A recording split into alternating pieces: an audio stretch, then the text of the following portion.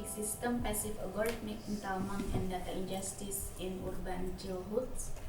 It means children's everyday lives might look small and simple life, but they are deeply connected to very big system like algorithmic platforms and data economics. And when those systems is often unfair, children experience the injustice indirectly. Let's move to Cikini context. My research starts from a place in Jakarta called Cikini. Cikini is an old neighborhood. It has full history, culture, education, but also a lot of economic struggle. From Cikini to Gang Ambyun, and this is a portrait about Gang Ambyun.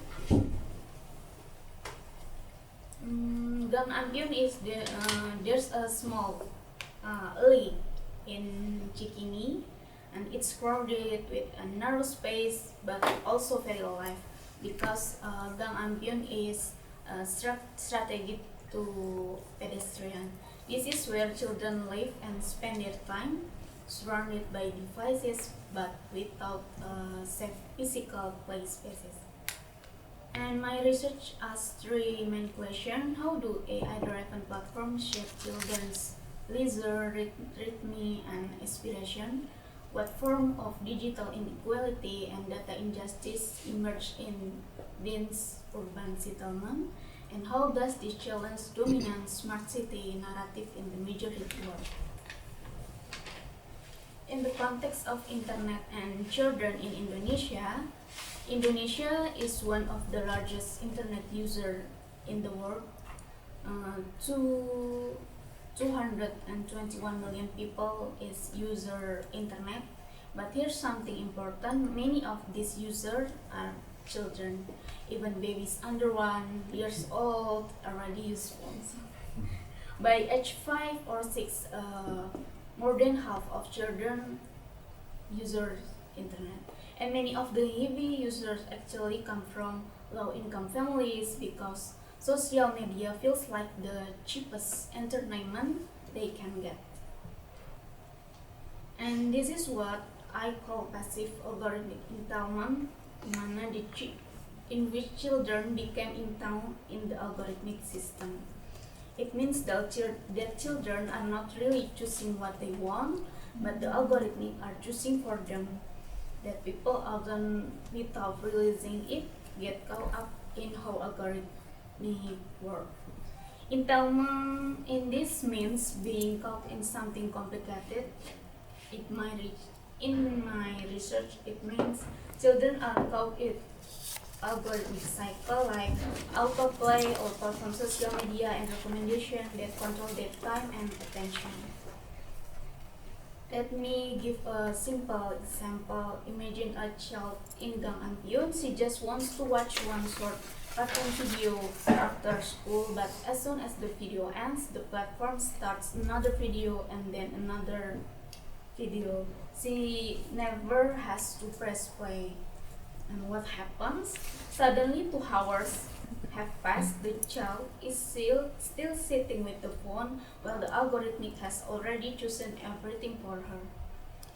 This is what we call autoplay. It looks harmless, just one more video, but in reality it keeps children inside a cycle of endless watching. Let's think about beside the reality. Most of them live in very dense houses with no safe parks or playgrounds, so the phone become their only playground in digital. Parents are busy working long hours. Many parents in there is work as street food vendor, and community centers or local programs are almost absent. And about economically, many of these gadgets are bought by parents through pay later system, which means family are paying for both the phone and for internet data every week. Here we see two big processes happening: producing design and data injustice. First, producing design. Algorithmic don't just recommend what children watch, They slowly shape what children want. A child may say, I want a new iPad, or I want to be like that influencer.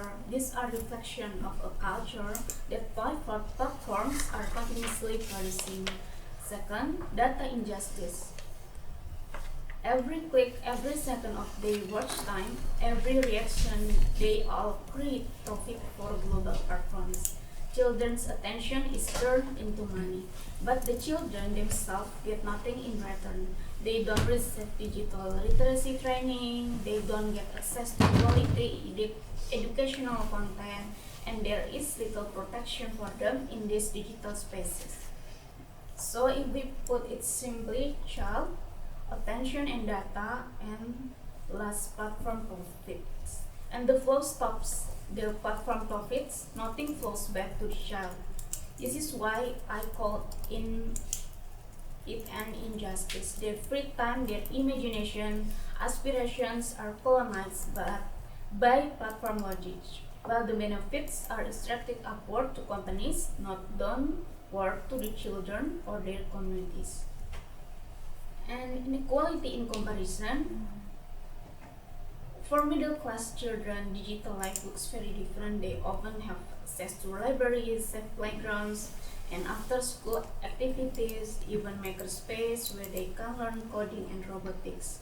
Their parents might guide them in choosing apps or give them structured time for creativity, like learning music, drawing, or making videos in safe ways. So technology becomes a tool for growth to develop child. But for children in the kampung, like in Gang Ampion, the situation is almost an opposite. They do not have libraries, no safe parks, and no community programs. Their digital life is often just endless algorithmic consumption, like YouTube, TikTok, Roblox, or without adult supervision. But this the key point. Digital inequality is not simply about having a phone or not. Almost every child in the kampung has a phone now. But why don't they have is the ecosystem around it. Safe space to play and explore offline, guidance from adults who understand digital literacy, programs that encourage creativity instead of only consumption. So the inequality is not in the device itself, but in the opportunities that come with it. One child uses digital tools to create and learn, while another is stuck in a cycle of watching and scrolling. Challenges and bias. This creates multiple injustice, no safe play space, so digital becomes the playground. Platforms keep children watching for profit. Smart city programs usually focus on middle class areas, forgetting the early, and literacy programs only reach wealthier groups, so the gap become wider. And pathways forward, we need spatial justice like parks, library, safe zone for children in urban planning. We need critical digital literacy so both parents, children understand how algorithmic work. We need AI governance, clear rules, and impact audits on how algorithmic affect children. And finally, inclusive smart city narrative where technology-based service also reach kampung areas and where children are seen not just as consumer but as citizen with rights. Thank you.